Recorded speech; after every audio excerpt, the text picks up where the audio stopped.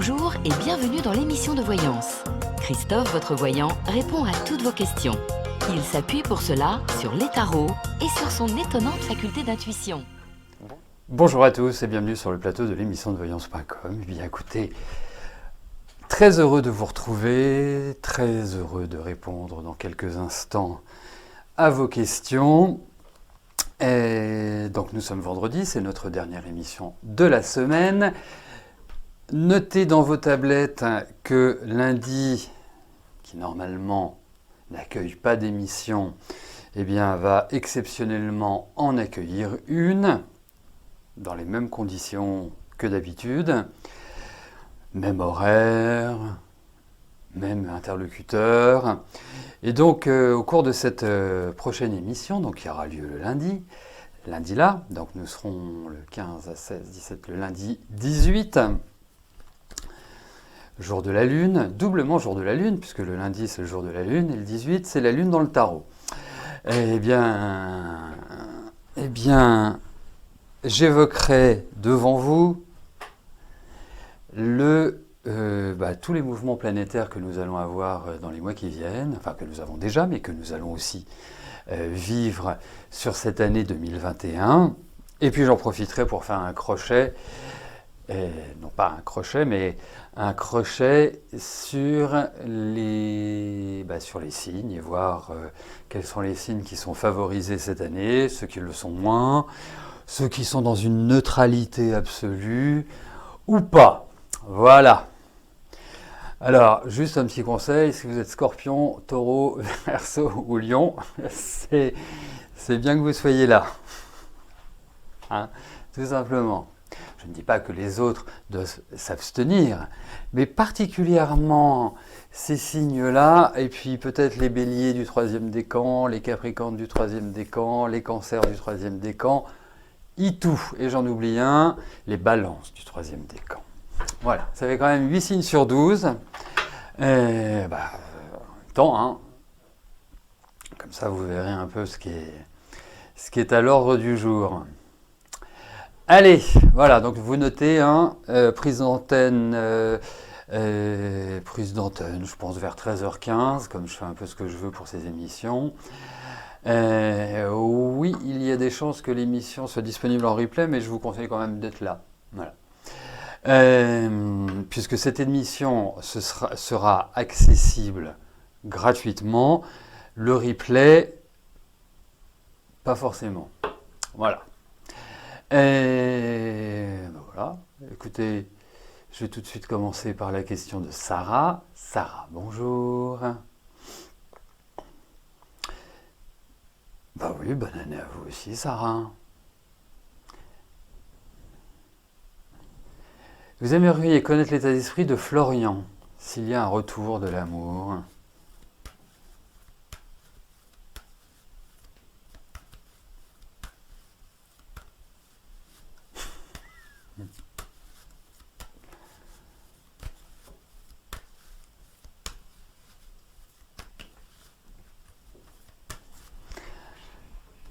Merci pour toutes ces questions et tout l'intérêt que vous portez à cette intervention en astrologie.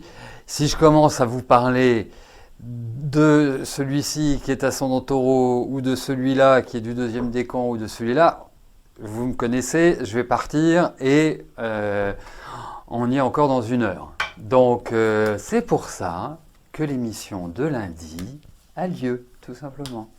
Allez!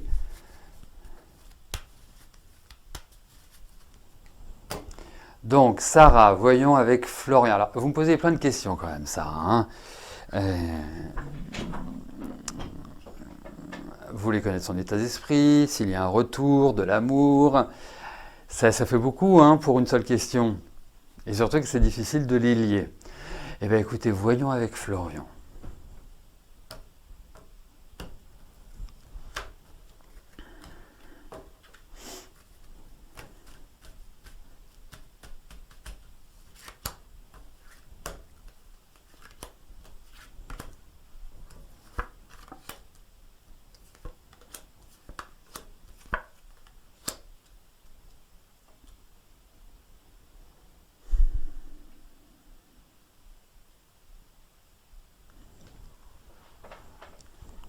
Alors, vous savez, il y a une chose qui est hyper importante dans un couple.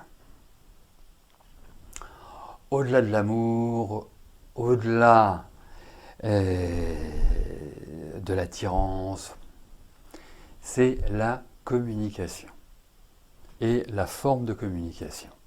C'est un point essentiel.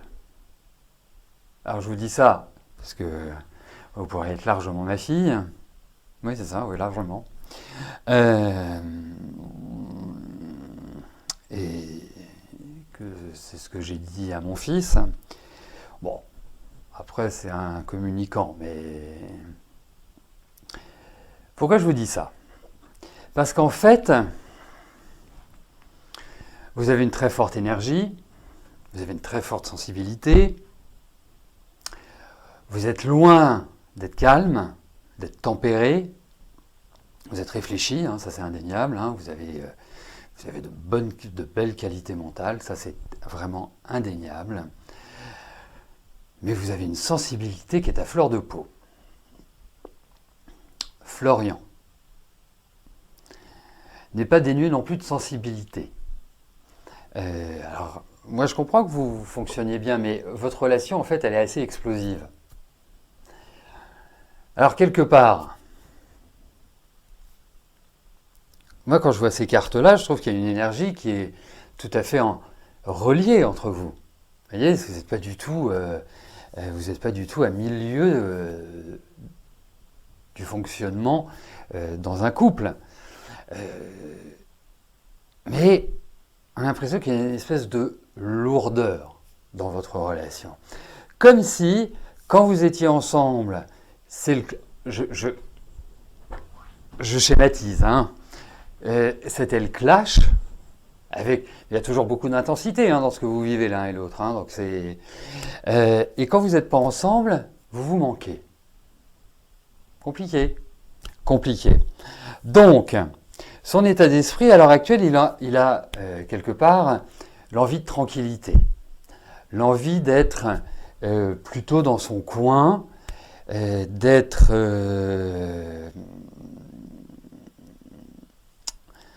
voilà, quelque part de se reposer l'esprit. Hein, et la difficulté que vous avez, hein, qui n'est pas une difficulté, je trouve, ponctuelle, et cela doit mener à réfléchir, c'est que, je ne sais pas combien de temps vous êtes sortis ensemble, je ne connais pas votre histoire, mais je trouve qu'il y a vraiment de l'intensité. Mais en fait, c'est les montagnes russes.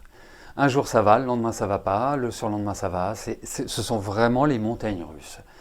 Et pourtant, il y a des sentiments. Et je pense que les sentiments sont partagés, mais il y a réellement une difficulté de communication, de trouver justement un équilibre. Voilà. Parce que de part et d'autre, il y a une forme de susceptibilité, de part et d'autre, il y a une forme d'orgueil. Donc, c'est pas simple. C'est pas simple. Mais moi, je vous trouve assez rigolote. Donc ça, c'est quand même une belle qualité, je trouve. Je trouve que vous avez un imaginaire qui est fertile. Je trouve que vous avez de belles qualités. Mais j'ai l'impression qu'il vous faut, à mon sens, je pense qu'il vous faut de l'expérience et peut-être un homme un peu plus âgé pour maîtriser un peu toute cette fougue. J'ai cette impression-là. Voilà. Après, pour moi, c'est une relation. Bon, je ne pense pas que ce soit le top du top. Hein, je parle avec Florian, mais vous avez un lien. Après, il n'est pas interdit de vivre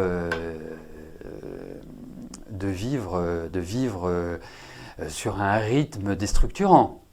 C'est fatigant, mais ce n'est pas interdit. Voilà.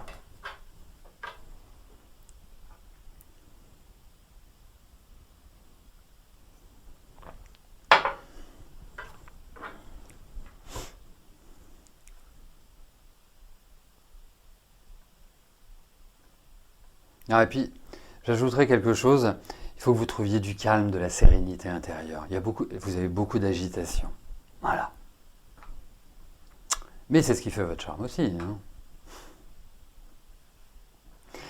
Nadine, bonjour. Faire un stage de géobiologie vous amènera-t-il à trouver du travail dans cette voie? La flamme jumelle.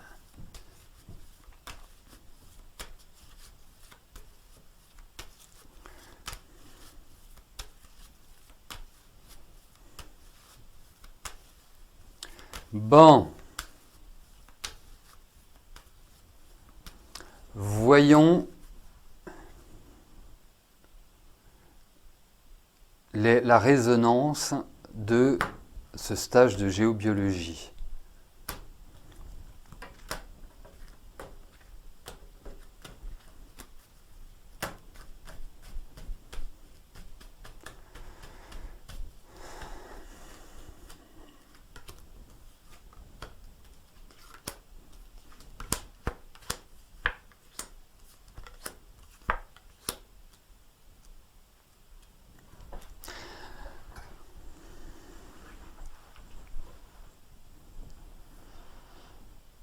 Mais c'est un investissement, ce stage de géobiologie, parce que ça paraît... enfin, je ne sais pas combien coûte un stage de géobiologie, mais c'est comme si c'était une sorte de... Enfin, j'appellerais ça de sacrifice, mais voilà, de se dire, je mets ça, j'investis ça. Je vous sens pas non plus extrêmement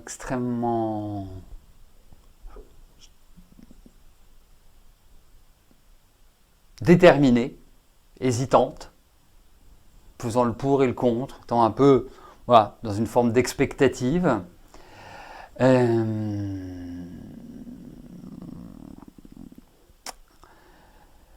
Après, moi, je trouve ça intéressant. Enfin, déjà, je trouve que la géobiologie, c'est absolument fascinant. Je trouve, un outil vraiment indispensable. Pourquoi? Parce que, vous savez, on se rend compte que selon, même au niveau du, enfin, quand on prend au niveau d'une maison, parce que la géobiologie peut être au-delà d'une maison, mais quand on prend une maison, on a des tas de réseaux qui passent, réseau Curie, réseau Hartmann, des choses voilà, qui ont une incidence sur notre vie de tous les jours, sur le sommeil, sur notre santé, sur notre état d'esprit. Je trouve que c'est une connaissance à partager, c'est une connaissance à développer, c'est une connaissance à commercer, extraordinaire. Alors moi je trouve que, moi je vous dirais oui, pas par rapport à ce que je viens de dire, hein, par rapport au tirage. Parce que si vous m'avez posé la question, disons Christophe, comme ça, est-ce que vous pensez que c'est une bonne chose que vous fassiez ça? Je vous dirais oui. En plus, vous êtes quelqu'un d'assez intuitif, vous ressentez beaucoup les choses, les phénomènes, donc ça va très bien dans cette dynamique-là. Donc, moi, je vous dirais oui. Alors après, cherchez bien, bien sûr, le bon stage. C'est évident, mais creusez quand même. Hein, voilà, prenez pas en disant, allez, je vais là. Pas d'impulsivité. Hein, vraiment, une étude bien organisée, comme vous savez le faire. Mais je trouve ça bien. Je trouve ça très bien. Et puis ça vous correspond. Et objectivement, c'est indispensable. La géobiologie, je parle pour tous ceux qui sont là. Hein, si vous pouvez faire appel à un géobiologiste que vous connaissez, dont vous avez entendu parler, ou qui vous a été conseillé par un proche, il ne faut pas hésiter. Hein. Vous savez, parfois il suffit juste de décaler d'une dizaine de centimètres votre lit et c'est plus du tout la même énergie qui passe. Voilà, donc Nadine, à vous de jouer. Vanessa, bonjour. Est-ce que vous allez bientôt rencontrer l'amour?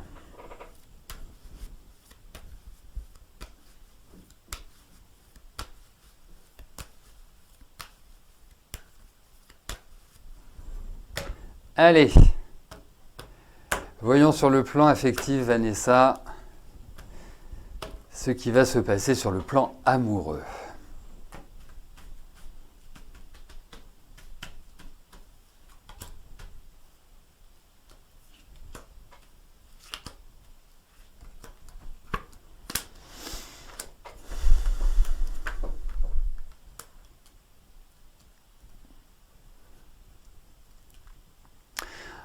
Bon, alors vous savez, c'est comme tout dans la vie.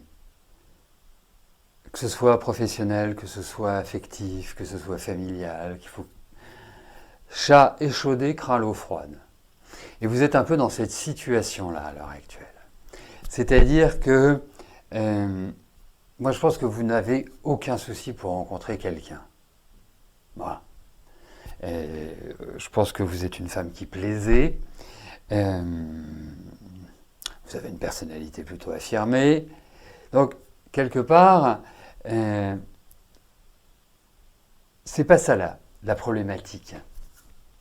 Ni de rencontrer l'amour, ni de vous dire, voilà, c'est une personne avec laquelle je vais faire un bout de route, toute la route, une partie.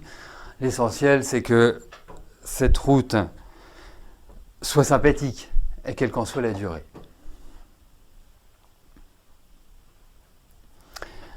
Et là, vous êtes un peu comme un petit oisillon, enfin déjà, un oisillon c'est petit, mais comme un oisillon avec beaucoup d'appréhension. D'où le chat échaudé craint l'eau froide. Alors, pour l'instant, vous pouvez faire des rencontres, vivre une aventure. Il n'y a rien de vraiment stable. Voilà, dans les quelques mois qui viennent. En revanche, je pense qu'effectivement, une fois que vous aurez eu ces aventures, il y a quelque chose d'autre. Il y a vraiment une dynamique beaucoup plus positive sur le plan affectif et une rencontre qui est une rencontre que j'appellerais coup de cœur. Donc, il n'est pas juste une rencontre en se disant bon, « il est mignon, pourquoi pas ?» Non, là, ça vous prend tout votre être, en quelque sorte. Donc oui, ça va venir. Patience. Et ça augure d'un changement de vie. Voilà.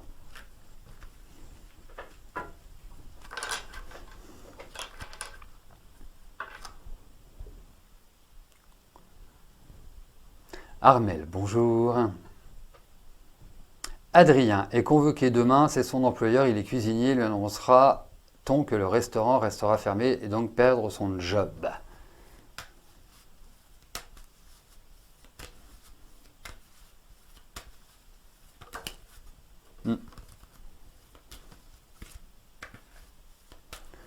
Allez.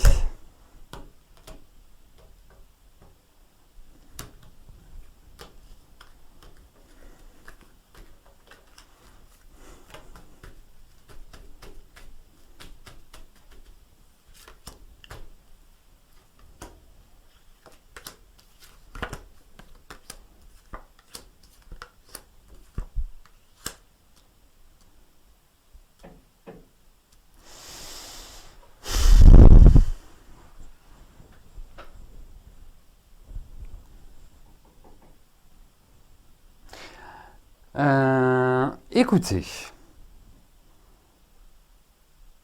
moi je verrais plutôt un aménagement. Alors, ce qui peut arriver dans ces cas-là, parce que ça ne fait pas carte de licenciement. Voilà. Donc je ne peux pas vous dire oui. Alors effectivement, c'est beaucoup plus facile en ce moment de dire oui en se disant de toute façon, quand on regarde, la restauration est un secteur qui est complètement sinistré et qui va, quoi qu'il arrive, licencier énormément de gens. Donc oui, c'est tout à fait... Mais là, j'ai l'impression qu'il y a un aménagement. Et l'autre chose, c'est que ce qui m'est déjà arrivé à travers ce type de questions, c'est qu'en fait, un licenciement ait lieu, mais que la personne retrouve tout de suite un travail. Donc, je vais élargir un peu plus la question, et donc de facto ma réponse, c'est que je pense que votre fils, il n'y a pas de souci. Il va très bien s'en sortir. Voilà. Mais je trouve qu'il y a un lien par rapport à cet employeur, par rapport à l'organisation. Enfin, on a des cas. Enfin, voilà. Vous me direz, ça m'intéresse. Enfin, ça m'intéresse pas, que le reste m'intéresse pas, mais euh, il est vrai que dans ma pratique, les licenciements, je les vois plus dans un autre jeu que j'utilise. Enfin, s'il y a licenciement dans un jeu qui est beaucoup plus large, hein, qui est à 12 cartes. Mais là, effectivement, il y a des bouleversements. Mais je ne suis pas persuadé que ce soit ça. Voilà.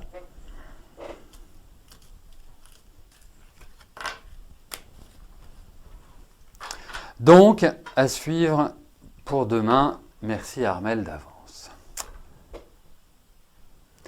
Christine, bonjour. Cupidon sera-t-il au rendez-vous ?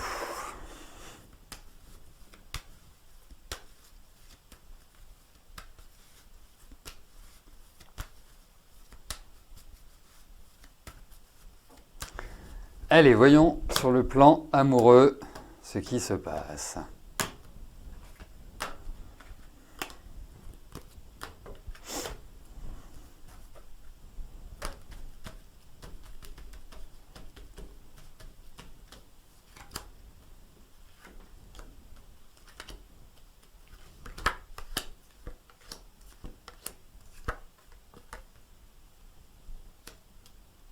Bah, déjà, la bonne nouvelle, c'est que vous en avez envie. Ça, c'est plutôt une bonne nouvelle. Et même, voilà, vous l'espérez, vous le désirez, vous le rêvez, vous... Après, je ne sais pas comment s'est déroulée votre vie affective, mais il y a quand même un petit problème de stabilité sur ce plan-là. Mais bon, c'est le passé. Maintenant, attardons-nous sur les événements à venir. Écoutez, moi je pense que ça peut tout à fait ouvrir à une rencontre, ou en tout cas à répondre à l'appel de la nature. Donc, ne pas rester seul. 31, 31, 31.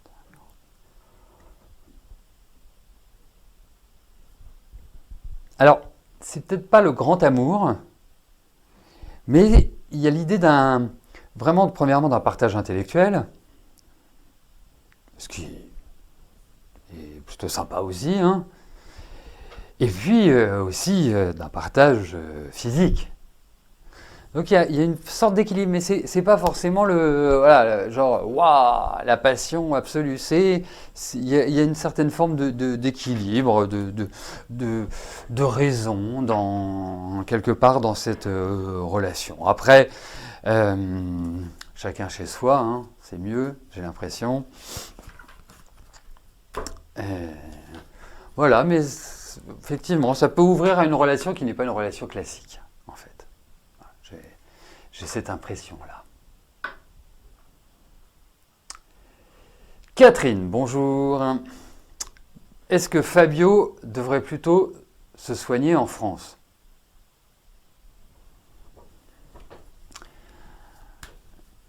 Eh ben, je sais pas, moi je vous dirais que si je devais me faire soigner, je me ferais soigner en France. Allez.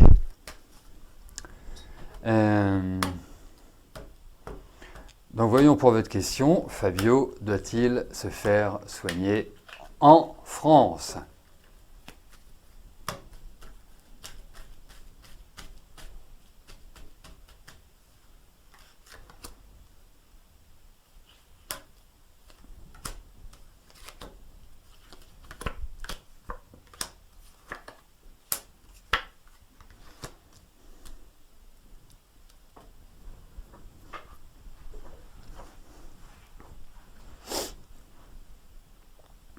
Alors après, il se fait soigner où il veut, hein, bien évidemment. Mais quelque part, 9, 1, 23, ouais. Oui, oui, moi je trouve que effectivement, ce serait mieux.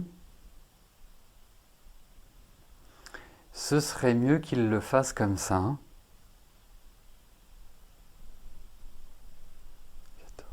Ouais, ce serait mieux. Après,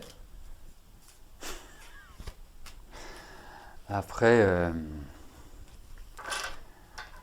après, ça ne veut pas dire qu'il n'a pas de bon médecin où il est, mais je trouve qu'en France, ils auraient une meilleure réponse. Voilà. Voilà ce que je puis vous dire, Catherine.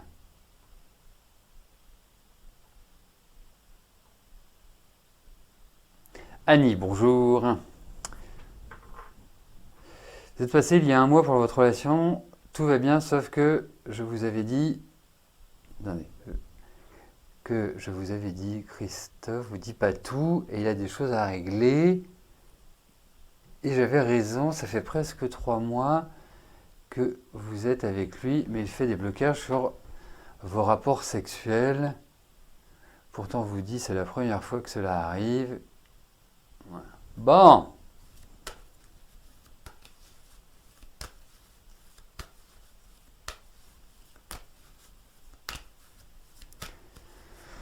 Bon, bah voyons, voyons.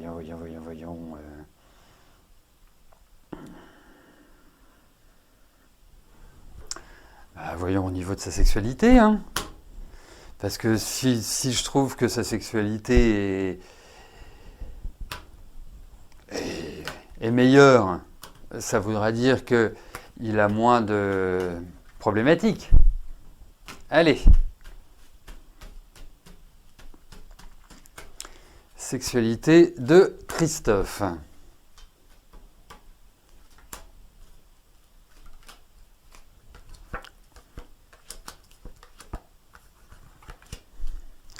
Ça reviendra. Ah, ou en tout cas, ça viendra, plus exactement. Non, je pense je vous le confirme, je pense il y a une lourdeur familiale, il y a une lourdeur, enfin, il y a des situations, je dirais, qui pèsent sur ses épaules et qui ne sont pas forcément voilà, idylliques, qui sont très prenantes. Donc c'est peut-être cette raison-là. Mais comme disait un de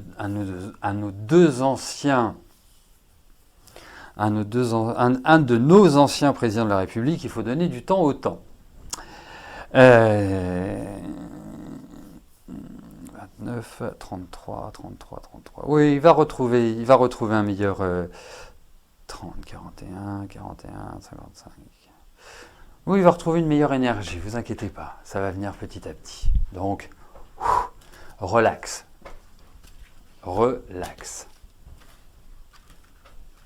Voilà, bah écoutez, nous arrivons au terme de notre émission. Je vous souhaite à tous un excellent week-end. Eh bien, je vous attends également lundi à partir de 13h pour notre émission spéciale astrologie.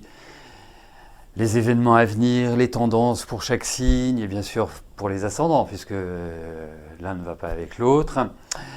D'ici là, portez-vous bien et je vous dis à plus tard. Merci, bye bye.